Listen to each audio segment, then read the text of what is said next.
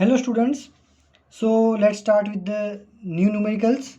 The next numerical is numerical number 8. Okay, pay attention. 2 point charges QA is equal to -3 coulomb and QB is equal to -3 microcoulomb are located 20 centimeter apart in a vacuum. So let's visualize the case. भाई यहाँ पे एक charge है जो है Q A, यहाँ पे एक चार्ज है वो है क्यू बी। क्यू ए की वैल्यू है +3 माइक्रोकुलम और क्यू बी की वैल्यू है -3 microcoulomb and they are 20 centimetre apart. Centimetre को अगर मीटर में कन्वर्ट करो तो 20 × 10⁻²² मीटर अपार्ट। रेडी, चलो। सो पूरा जो सिस्टम है वो एयर में मतलब वैक्यूम में है। So what is the net electric field at the mid point O of the line A B joining the two charges. मतलब ये हमारे दो चार्ज को कनेक्ट करती एक लाइन है। मान लो ये है वो लाइन जो दोनों चार्ज को कनेक्ट करती है, उसका मिड पॉइंट मान लो कि वो हमारा मिड पॉइंट है ओ। तो क्वेश्चन ये है कि ये ओ पे इलेक्ट्रिक फील्ड कितना होगा। अब ओ पे दो इलेक्ट्रिक फील्ड लगेंगे, एक इसका लगेगा और एक इसका लगेगा। ये हमारा पॉजिटिव चार्ज और ये हमारा नेगेटिव चार्ज है। रेडी, पॉजिटिव चार्ज का इलेक्ट्रिक फील्ड कहाँ होता है? पॉजिटिव चार्ज के बाहर निकलता है। सो यहाँ से वो इलेक्ट्रिक फील्ड बाहर निकलेगा तो ऐसे जाएगा, ये पॉइंट पे वो ये डायरेक्शन में होगा। नेगेटिव चार्ज पार्टिकल का इलेक्ट्रिक फील्ड कहाँ होता है? तो नेगेटिव चार्ज पार्टिकल का इलेक्ट्रिक फील्ड उसके अंदर जाता है। ठीक है, तो नेगेटिव चार्ज का इलेक्ट्रिक फील्ड यहाँ पे कहाँ होगा? तो ऑब्वियसली अंदर जाएगा। रेडी, मतलब दोनों इलेक्ट्रिक फील्ड एक ही डायरेक्शन में है। सो टोटल इलेक्ट्रिक फील्ड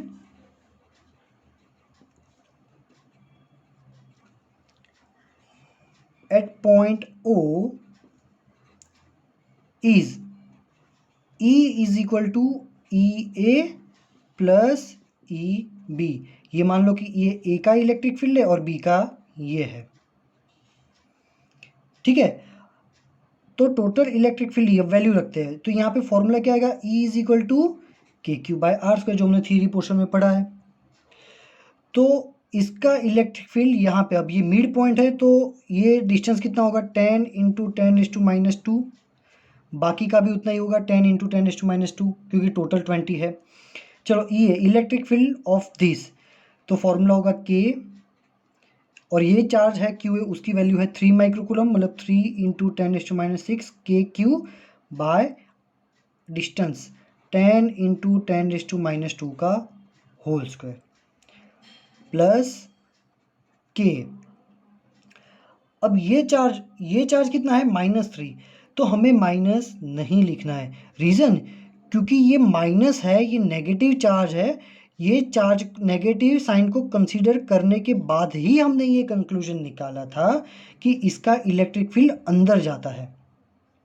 बोला ना कि नेगेटिव का इलेक्ट्रिक फील्ड नेगेटिव चार्ज के अंदर जाएगा। तो यहाँ पे हमने ऑलरेडी कंसीडर कर लिया है कि ये नेगेटिव है और इसीलिए हमने ये डायरेक्शन निकाली, और ये डायरेक्शन की वजह से ही पता चला कि एडिशन होगा।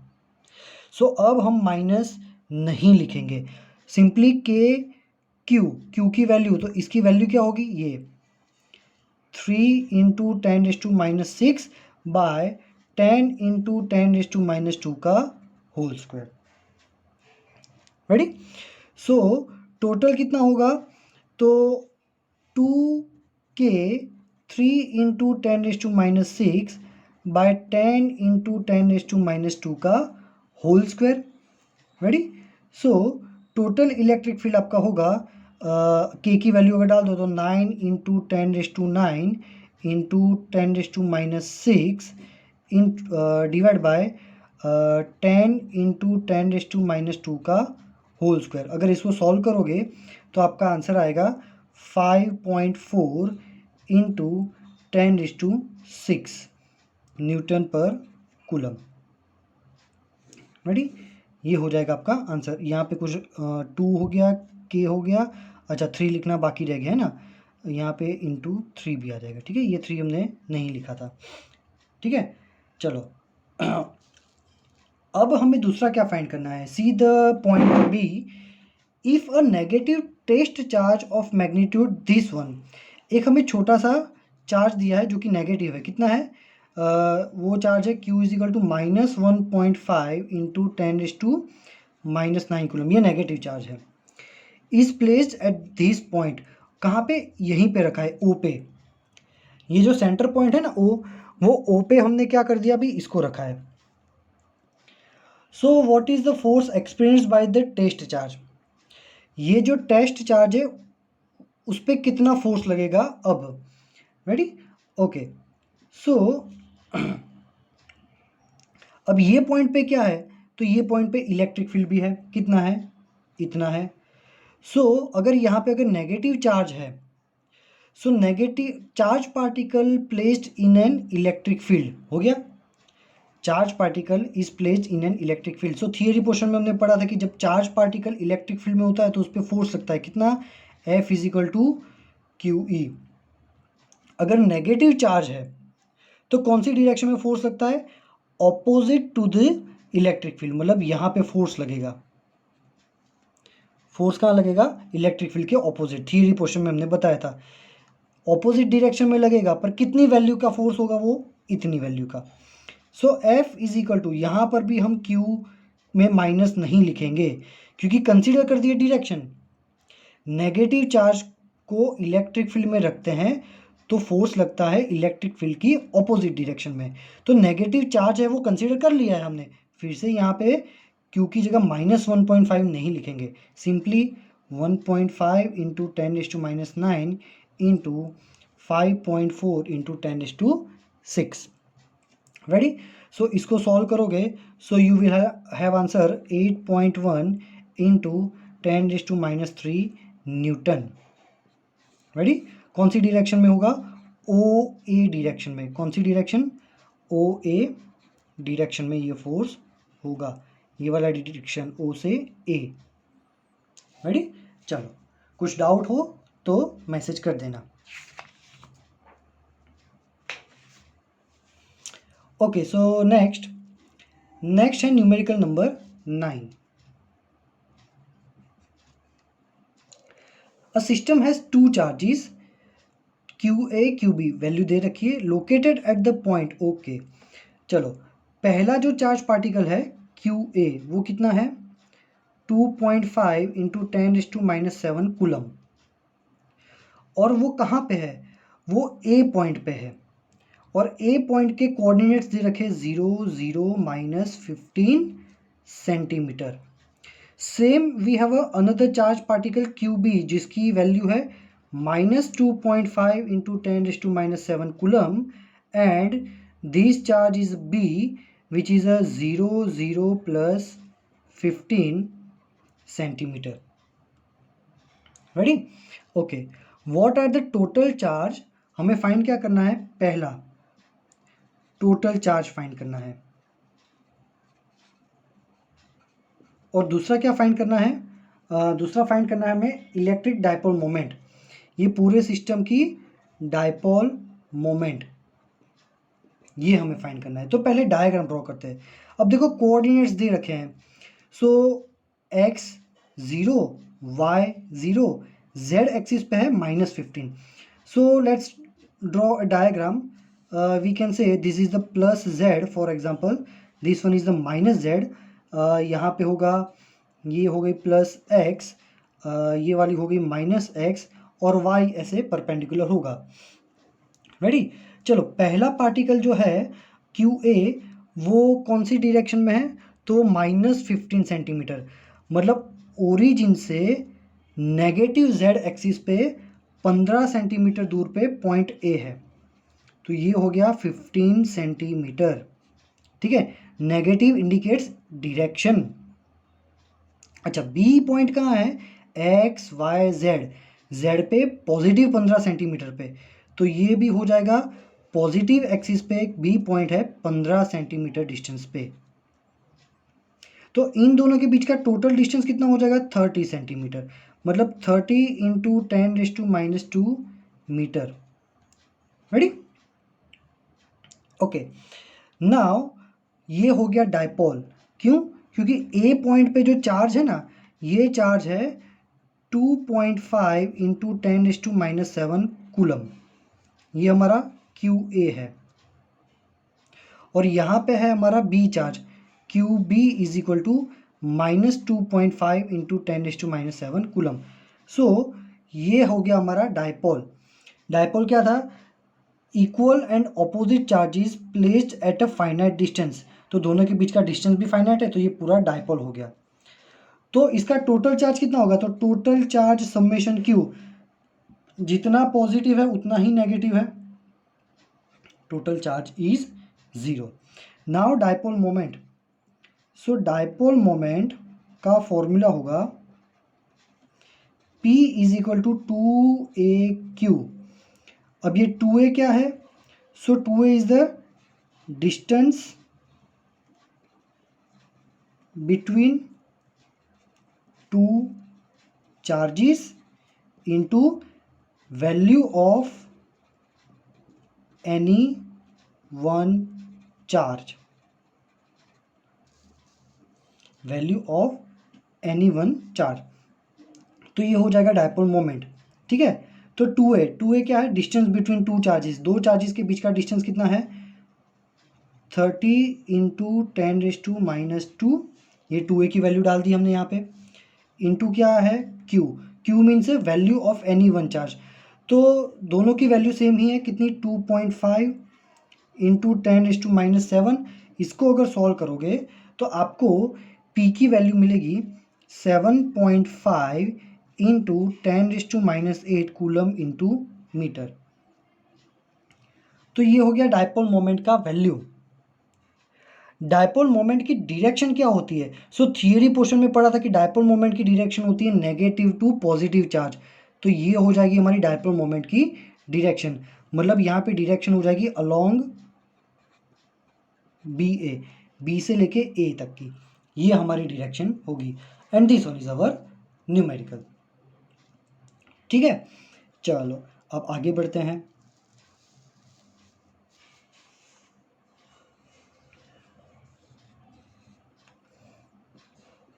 Numerical number 10, an electric dipole with dipole moment. चलो, एक डायपोल का हमें डायपोल मोमेंट दे रखा है, तो कितना है डायपोल मोमेंट की? डायपोल मोमेंट की वैल्यू है P is equal to 4 into 10⁻⁹ coulomb into metre, is aligned at 30 degree with the direction of uniform electric field of magnitude 5 into 10⁻⁴। मतलब एक इलेक्ट्रिक फील्ड है और वो इलेक्ट्रिक फील्ड की value है 5 इंटू 10⁻⁴ न्यूटन पर कूलम। मतलब अगर डायग्राम से रिप्रेजेंट करें तो ये इलेक्ट्रिक फील्ड है, यूनिफॉर्म इलेक्ट्रिक फील्ड। और डायपोल को कैसे रखा है कि भाई उसकी डायपोल मोमेंट जो होती है ना, ये मान लो डायपोल है -Q + Q, तो ये होगी तुम्हारी डायपोल मोमेंट। रेडी? तो डायपोल मोमेंट इलेक्ट्रिक फील्ड के साथ थीटा एंगल बना रही है, और वो एंगल कितना दिया है हमें? 30 डिग्री। रेडी? तो टॉर्क कितना लगेगा? So torque tau, theory portion में हमने पढ़ा था, when dipole placed in an electric field, torque होगा PE sin theta, wait theta is angle between P and E। तो डायपोल मोमेंट और E, इन दोनों के बीच का एंगल हमें कितना दिया है? 30। So torque tau is equal to P, value दी है P की 4 into 10⁻⁹ into E 5 into 10⁻⁴ into sine 30। Sine 30 क्या होता है? 1/2। तो ये सारी वैल्यूज रख के इसको सॉल्व करोगे तो टॉर्क आएगा आपका 1 इंटू 10⁻⁴ न्यूटन इंटू मीटर। ये साइन 30 की वैल्यू है। ठीक है, चलो रेडी है ना? सिंपल, बहुत ही सिंपल है। एक अगर फॉर्मूला पता हो ना कि कौन से केस में कौन सा फॉर्मूला यूज़ कर सकते हैं तो बहुत कुछ हो सकता है ना? मैं फिर से कह रहा हूँ, देखो हमारे पास टाइम थोड़ा सा कम है बिकॉज क्या है कि हमने थोड़ा लेट स्टार्ट किया है और मेरा टारगेट ये है कि भी मैं पूरा एनसीईआरटी पढ़ाऊँगा, है ना। तो इसको अच्छे से घर पे प्रैक्टिस करना, काफ़ी हार्ड वर्क लगता है इसके लिए, है ना। और एज वी कैन सी इतना कॉम्प्लिकेटेड भी नहीं है, काफ़ी इजी है अगर आप अच्छे से समझ के सब कुछ करते हो, थियरीज और कंसेप्ट अच्छे से समझते हो, so that it is very fine to do self also. चलो, तो अब देखते हैं सम नंबर 11। तो सम नंबर 11 में क्या है, a polythene piece rubbed with wool is found to have negative charge of 3 into 10⁻⁻7 coulomb. चलो, सो यहाँ पे एक पॉलीथीन पीस है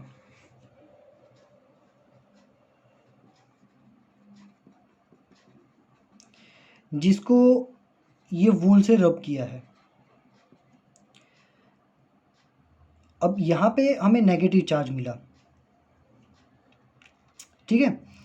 तो ये नेगेटिव चार्ज है हमारा, कितनी वैल्यू दे रखी है, 3 into 10⁻⁻7 कूलम।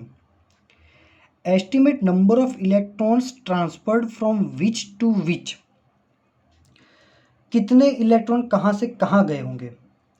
अब यहाँ से इलेक्ट्रॉन यहाँ पे चले गए। ऑलवेज रिमेंबर कि जो इलेक्ट्रॉन्स गेन करता है वो ही नेगेटिवली चार्ज होता है, और जो इलेक्ट्रॉन डोनेट कर देता है वो पॉजिटिवली चार्ज होता है। तो ये पॉजिटिवली चार्ज हो गया होगा, मतलब यहाँ से इलेक्ट्रॉन यहाँ के गए, यहाँ पे गए। सो वुल टू पॉलीथीन, ये तो आंसर मिल गया। अब कितने इलेक्ट्रॉन्स है भाई, तो very simple quantization, Q is equal to Ne। Total charge is 3 into 10⁻⁻7। Number of charges find करने हैं और E की वैल्यू है 1.6 into 10⁻⁹। इसमें से N को सब्जेक्ट बनाओगे तो 3 into 10⁻7 बाय 1.6 into 10⁻⁹। तो इसको जब सॉल्व करोगे तो आपको नंबर ऑफ इलेक्ट्रॉन्स मिलेंगे 1.875 इंटू 10⁻12। इतने इलेक्ट्रॉन्स मिलेंगे 1.875 इंटू 10⁻12 जो ट्रांसफ़र हुए हैं वूल से ये पॉलीथीन पीस में। रेडी, चलो, is there a transfer of mass from wool to polythene. तो वूल से पॉलीथीन में कुछ मास ट्रांसफ़र हुआ है, यस ऑब्वियसली कुछ मास तो ट्रांसफ़र हुआ ही होगा क्योंकि इतने सारे इलेक्ट्रॉन्स जा रहे हैं। अब एक इलेक्ट्रॉन का मास कितना होगा, तो देखो mass of one electron is 9.1 into 10⁻31 kilogram. एक इलेक्ट्रॉन यहाँ से यहाँ जा रहा है, मतलब इसको इतना मास मिलेगा। तो टोटल तो इतने इलेक्ट्रॉन्स गए हैं, तो टोटल मास कितना होगा, so total mass is equal to 9.1 into 10⁻31 into 1.875, ये वैल्यू लिखता हूँ, इंटू 10⁻12। तो इसको अगर आप सॉल्व करोगे तो इसका आंसर आपका आएगा 1.71 into 10⁻18 kilogram, which is transferred from wool to polythene. कहाँ से कहाँ ट्रांसफर हुआ, वूल टू पॉलीथीन। रेडी, तो ये भी सॉल्यूशन हो गया, बहुत ही ईजी था आपके सम नंबर 11 का। ठीक है, चलो, तो अब हम देखते हैं सम नंबर 12।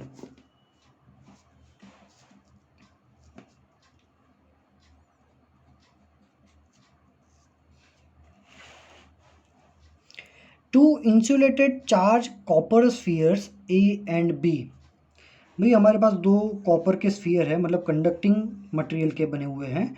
ये है स्फीयर ए और ये है स्फीयर बी, और उनके सेंटर्स से डिस्टेंस दिया हुआ है। The centres are separated by 50 centimetre, मतलब 50 into 10⁻² metre.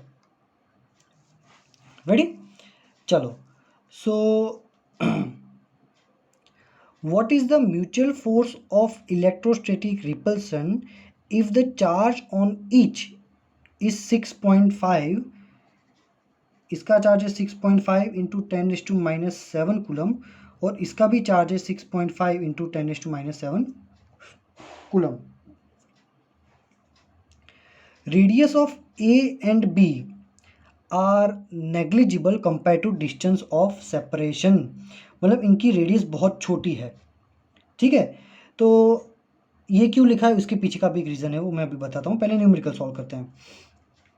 So force find करना, अब दोनों सेम चार्ज है तो ऑब्वियसली रिपल्शन होगा, जो भी क्वेश्चन में बोल दिया है कि रिपल्सिव फोर्स फाइंड करना है, सिंपल है। F is equal to K Q1 Q2, अब दोनों सेम है तो 6.5 इंटू 10⁻⁻7 का whole square by 50 into 10⁻⁻2, F is equal to K Q1 Q2 bye R square. सो इसको जब सॉल्व करोगे तो आंसर आएगा 1.520 इंटू 10⁻⁵ न्यूटन, ठीक है। ओके, दूसरा क्या है, पॉइंट बी, मतलब बी में क्या फाइंड करने के लिए बोला है, what is the force of repulsion if each sphere is charge double the above amount and the distance between them is half, ठीक है। अब ऐसा कह रहा है कि दोनों चार्ज जो है वो डबल कर देने, मान लो कि ये दोनों चार्ज है क्यू क्यू और ये जो डिस्टेंस है वो है आर, तो राइट नाउ कितना फोर्स लगेगा, F is equal to K Q Q, मतलब Q square by R square. देखो फ्लैश लाइट बंद हो गया ना, अभी देखो ब्राइटनेस थोड़ी कम हो गई होगी, ये ज़्यादा लंबा वीडियो लेते हैं ना तो ऐसा होता है, इसलिए 20 मिनट्स का ही ले पाते हैं, फ्लैश बंद हो जाता है। So F is equal to K Q square by R square, ये अब भी फोर्स लग रहा है, इसको मान लो इक्वेशन नंबर 1। अब पार्ट बी में क्या कर रहा है कि इफ चार्ज डबल, मतलब ये इसका चार्ज डबल कर देना है, क्यू की जगह 2q और इसका चार्ज भी कितना करना है, क्यू की जगह 2q। सो नया फोर्स लगेगा एफ इज इक्वल टू के 2q इंटू 2q और distance between them is half, मतलब जो भी डिस्टेंस है उसको हाफ कर दो, r बाय 2 कर दो, डिस्टेंस कितना करना है, हाफ, तो ये r कंसिडर किया था उसका आधा। अब कितना फोर्स लगेगा, so F dash is equal to K 2 into 2 4q square by R square by 4। So F dash is equal to, भाई ये जो 4 है वो कहाँ चला जाएगा ऊपर, तो 16 K Q square by R square. अब K Q square by R square क्या था, तो K Q square by R square तो हमारा एफ था, तो नया force according to equation number 1, तो नया फोर्स क्या होगा 16 इंटू एफ। सो नया फोर्स जो है 16 इंटू एफ, जो कि एफ की वैल्यू थे 1.520 इंटू 10⁻⁵, तो इसको सॉल्व करोगे you will have answer 2.432 into 10⁻⁻3, ठीक है। चलो चलो अभी एक नीट का कंसेप्ट सिखाता हूँ, है ना, यहाँ तक अगर भाई कुछ भी समझ में नहीं आया तो मैसेज कर देना, है ना। अब देखो एक नया कंसेप्ट सिखाता हूँ कि भाई क्वेश्चन में ऐसा क्यों बोला है कि भाई इनकी रेडियस जो है वो नेग्लिजिबली स्मॉल है, रेडियस स्मॉल मतलब कि स्फीयर छोटे हैं। मान लो कि स्फीयर बड़े होते तो क्या होता, देखो मान लो कि स्फीयर्स बड़े हैं और कंडक्टिंग मटेरियल के बने हुए हैं, क्वेश्चन में लिखे ना कि कॉपर के हैं, मतलब दोनों कंडक्टिंग मटेरियल के हैं। सो हमें पता है कि जब कंडक्टर पे चार्ज डालते तो चार्ज कहाँ चले जाते, सरफेस पे, क्यों, because charge particles are free to move on the surface of a conducting material. अगर कंडक्टर है ना तो चार्ज पार्टिकल्स कंडक्टर की सरफेस पे कहीं पर भी मूवमेंट कर सकते हैं। अब दोनों पे हमने पॉजिटिव चार्ज ही रखे हैं, तो यहाँ पर भी पॉजिटिव चार्जेस हो जाएंगे, यहाँ पर भी पॉजिटिव चार्जेस हो जाएंगे, तो पॉजिटिव पॉजिटिव रिपल्शन हो जाएगा। सो रिपल्शन की वजह से क्या होगा, सारे पॉजिटिव यहाँ पे आ जाएंगे। सो वो केस में ये जो डिस्टेंस आर हमने सेंटर से लिया था ना, उसकी जगह यहाँ से लेने पड़ेंगे।